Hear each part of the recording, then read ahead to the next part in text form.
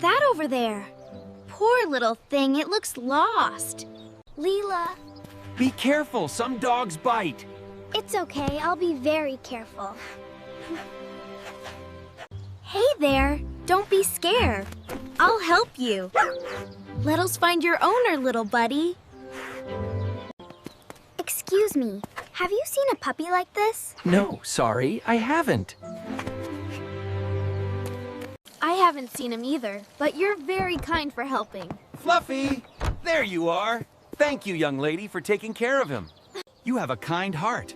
Always help others whenever you can. Helping others makes everyone happy, and it feels really good too.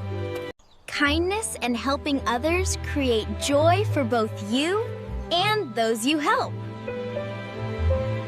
If you want to learn more English conversations like this, please like, share, and subscribe.